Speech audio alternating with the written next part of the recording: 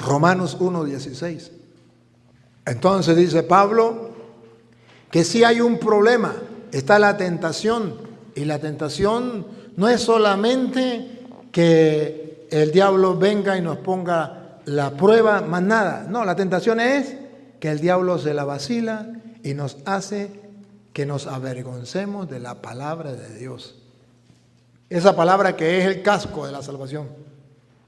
Y la espada del Espíritu, usted y yo, como curas, sentimos vergüenza cargarla, predicarla y refutar a los protestantes públicamente. Nos da pena, nos da vergüenza, porque eso es pelear, falta de tolerancia, falta de caridad. ¿Qué dice Pablo? No me avergüenzo del Evangelio.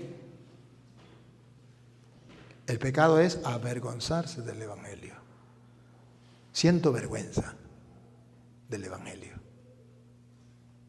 Y por sentir vergüenza del Evangelio no lo leo, no lo predico, no lo defiendo. Siento vergüenza. Y dice Pablo, yo no me avergüenzo del Evangelio. ¿Por qué Pablo? Lupita, ¿por qué Pablo no se avergüenza del Evangelio? Está convencido de algo que ustedes y yo no nos hemos logrado convencer. ¿De qué está convencido Pablo? Que es fuerza de Dios para la salvación de todo el que cree. Pablo está convencido que el Evangelio de Dios es fuerza. ¿Cómo es? Que es fuerza de Dios para la salvación de todo el que cree. Es fuerza de Dios y salvación, pero eso sí, una condición: creer. Creer. El propósito mío con la palabra de Dios, queridos sacerdotes, en estos ejercicios espirituales, es que ustedes crean. ¿Cómo comenzamos? Todo esto se escribió para que crean. Listo. Para eso se escribió, para que creamos. No me avergüenzo del Evangelio, que es poder de Dios y salvación para el que cree. Si usted toma la determinación de no creer, eso es problema suyo. Pero ojo, en algo tiene que creer. Si cree en Dios, serás creyente. Y si no crees en Dios, serás creyón. Pero en algo tiene que creer. Si cree en los hombres, es un creyón. Y si crees en Dios, en su palabra, es un creyente. Eso es lo que más cuesta, creerle a Dios en su palabra. Está escrito y yo lo creo, punto, a ciegas. Ya, no se hable más. Ahí donde el sacerdote entonces mira, ¿qué dice Dios sobre el matrimonio? Lo que está escrito, ahí está. ¿Qué dice Dios sobre la Eucaristía? Lo que está escrito, ahí está. ¿Qué dice Dios sobre la confesión? Lo que está escrito, ahí está. ¿Qué dice sobre el perdón? ¿Qué dice sobre esto, sobre aquello? Lo que diga, ahí está. Yo lo creo, yo lo predico. Punto, he dicho, caso cerrado, no se hable más. Eso se llama creer en el Evangelio. Y dice Jesús, conviértanse, crean en el Evangelio. Esa es la conversión que nos hace falta. Podemos hablar de muchas cosas, pero el centro de todo es la palabra de Dios.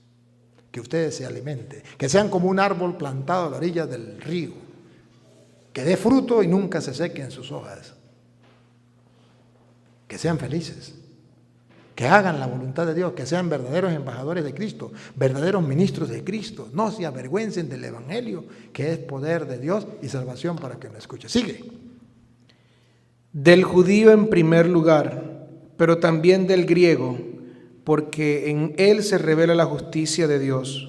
Ahí está revelado la justicia de Dios, lo que Dios quiere. Sigue. De fe en fe, como dice la Escritura, el justo vivirá por la fe. Sacerdotes, de fe en fe, así lo dice la Escritura y no puede fallar. El sacerdote vivirá por la fe. De modo que si ustedes toman la decisión de no creer, morirán. Y no es palabra mía. Está escrito en Juan 8:51. A las pruebas me remito. No es palabra mía. Si ustedes deciden no creer en la palabra de Cristo, morirán, ya están muertos. Necesitamos creer en el Evangelio para tener vida. Juan 8:51. En verdad os digo, que si alguno guarda mi palabra, no gustará la muerte jamás. Listo. ¿Qué es lo que no entienden de ahí? Repítalo, para ver qué es lo que no entienden. En verdad os digo. 2 veces en verdad significa aquí no hay mentira, aquí no hay engaño. No lo duden. Créanlo a ciegas. ¿Qué es lo que dice el que es el camino, la verdad y la vida? Que si alguno guarda mi palabra, Que si usted y yo tomamos en serio la palabra, Dios no nos va a echar estiércol en la cara. Más bien vamos a tener vida. Si alguno decide guardar la palabra, no gustará la muerte jamás.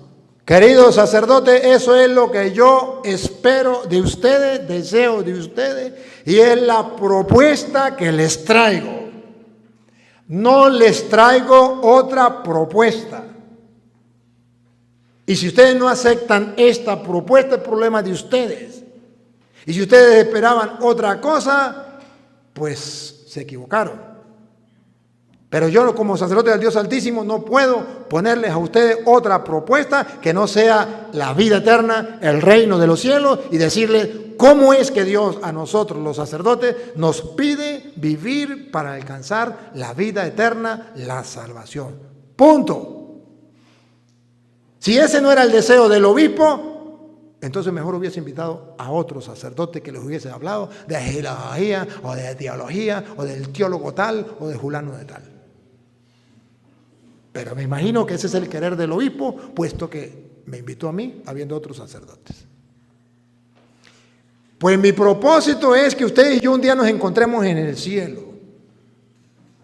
y que podamos llegar a gustar eternamente de ese reino celestial preparado de antes de la creación del mundo para nosotros.